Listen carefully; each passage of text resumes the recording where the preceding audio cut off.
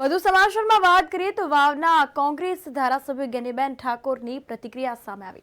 રાષ્ટ્રીયકૃત bank અને સહકારી બેંકોમાં ખેડૂતોની ક્રેડિટ સારી ન હોય તો ફરી ધિરાણ મળતું નથી। લોનમાં જામીન આપવાના હોય ત્યારે મૂળ ખેડૂત અને જામીન આપનારને ફરી ધિરાણ મળે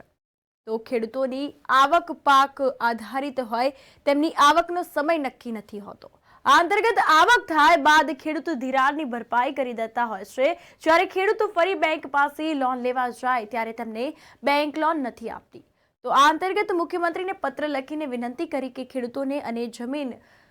થયેલ ખેડૂતોને તેમના મિલકત અનુસાર લોન આપવામાં આવે તો ક્રેડિટ પ્રમાણે અને મિલકત પ્રમાણે લોન આપવામાં આવે તેવી તેમણે રજૂઆત કરી। તો બનાસકાંઠાના અનેક તાલુકાઓમાં ભૂતકાળમાં ખારવા નામ રોગથી 4000 પશુના મોત થયા છે। પશુ માટે રસીકરણની વ્યવસ્થા થાય અને મરી ગયેલા પશુ માટે સહાય મળે તો પશુપાલક આ નિયમ બાબતે ઘાટું કરે તેમજ સોમવારે વિધાનસભામાં અધ્યક્ષ પાસે ચર્ચા માટે માંગ કરવામાં આવી છે। આ મામલે શક્ય હોય ત્યાં સુધી ઝડપી કાર્યવાહી કરવામાં આવે તેવું તેમણે જણાવ્યું। પોતાની વર્તમાન જે ક્રેડિટ છે એ બરોબર ન હોય એવા તારણને આધીન જે ખેડૂતોએ ભૂતકાળની અંદર ધિરાણ લીધું હોય, કોઈ પણ હેતુ માટે લીધેલું હોય, ટૂંકી મુદતનું હોય કે મધ્યમ મુદતનું હોય, આવા ખેડૂતોને જ્યારે લોન લે ત્યારે કોઈ પણ બેંકની અંદર બે જામીન આપવામાં આવે છે। એટલે આ બે જામીન અને મૂળ ખેડૂત ધિરાણ લેનાર ખેડૂત આ ત્રણેય ખેડૂતોએ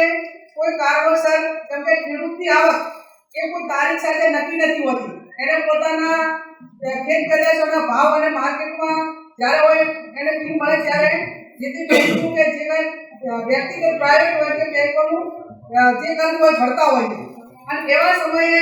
કદાચ મહિનો 2 મહિના કોઈ કારણોસર લેટ થઈ ગયું હોય અને 2 મહિના પછી આ તમામ ખેડૂતે પોતાનું જેવું કોઈ પણ બેંકનું હોય ભરપાઈ કરી દીધું હોય, એની એનઓસી લઈ લીધી હોય, એની જે મિલકત તારણમાં આપેલી હોય એના ઉપરથી તમામ પ્રકારનો બોજો છૂટ થઈ ગયો હોય અને આવા ખેડૂતો પછી 15 દિવસ કે મહિના પછી બીજી કોઈ પણ બેંકો પાસે લોન લેવા જાય તો આ મૂળ ખેડૂતને પણ ધિરાણ આપવામાં આવતું નથી ને એના જામીનને પણ ખેડૂતોને ધિરાણ આપવામાં આવતું નથી। તો આવું શા માટે? એક બાજુ ઘણા લોકોએ બેંકોની ઉઘરાણી કરી, ઘણા લોકોએ કરોડો રૂપિયાનું ઉદ્યોગપતિઓ જે લોન લે છે અને એને માફી આપે છે સરકાર, ત્યારે આ તો ખેડૂત કદાચ મહિનો કે 2 મહિના કોઈ કારણોસર લેટ થઈ ગયો હોય અને એના માટે કરીને એને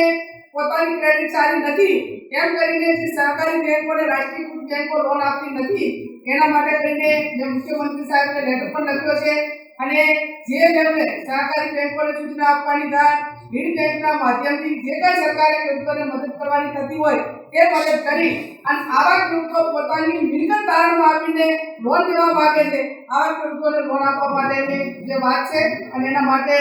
વિધાનસભા ગૃહમાં જ્યારે કૃષિ વિભાગની માંગણીઓ આવશે એમાં પણ અમે વાત કરીશું અને આ બાબતમાં ગુજરાતના મુખ્યમંત્રી એ ગંભીરતાપૂર્વક રસ લઈ અને આવા ખેડૂતોને જે કંઈ ક્રેડિટ પ્રમાણે અને જે મિલકતના પ્રમાણમાં લોન મળતી હતી એ લોન અપાવે તેવી મારી વિનંતી। જે અમારા વિસ્તારના જે તાલુકાઓ છે એ તાલુકાઓમાં ભૂતકાળમાં જે છે લંબી રોગ ગાયોની અંદર આવ્યો હતો એવો ખારવા નામના રોગથી ઘણા બધા પશુઓનું મોત થયું છે। લગભગ 4-5 હજાર પશુઓના મોતનો આંકડો એ અમારી સામે આવ્યો છે। પંચાયતમાં જેના આંકડા પણ આપ્યા છે। આવા ખેડૂતોના જે પશુઓ મર્યા છે એ પશુઓને હવે મરતા અટકાવવા માટે રસીકરણની વ્યવસ્થા થાય, એનું સર્વે થાય અને જે મૃત્યુ પામેલા જે પશુ છે એને જે તે ખેડૂત છે એને વળતર આપે એના માટે અમે વાત કરી છે અને ખાસ કરીને બનાસકાંઠા કે પશુપાલન ખેતીવાડી પર નફાવાળો જિલ્લો છે। અત્યારે ત્યાં એક ભેંસના 2-3 લાખ રૂપિયા કિંમત છે અને જ્યારે આ રીતે કોઈ કારણોસર આવા રોગના કારણે જ્યારે આટલા બધા પશુઓનું મૃત્યુ થયા હોય ત્યારે પશુપાલક જે નિયામક હોય એમનો વિભાગ હોય એમને પણ જે લેટર લખ્યો છે એટલે આ બાબતમાં સોમવારે 119ની નોટિસ આપી અને અધ્યક્ષશ્રી પાસે વિનંતી પણ કરી છે કે આ બાબતમાં વિધાનસભા ગૃહમાં ચર્ચા રહે અને વિધાનસભા ગૃહમાં ચર્ચા પણ કરીશું પણ સાથે આપના માધ્યમથી સરકારનું ધ્યાન દોરવા માંગીએ છીએ કે આ ખારવા નામનો જે પશુઓની અંદર રોગ છે એ રોગના નિયંત્રણ માટે વહેલામાં વહેલી ટીમો બનાવે અને જે લાગતા વળગતા અધિકારીઓ છે એમને સર્વે કરી અને આને શક્ય હોય ઝડપીમાં ઝડપી નિયંત્રણ આવે એવા પ્રયાસો રાજ્ય સરકાર દ્વારા અને બનાસકાંઠા જિલ્લા દ્વારા થાય તેવી હું અપેક્ષા રાખું છું.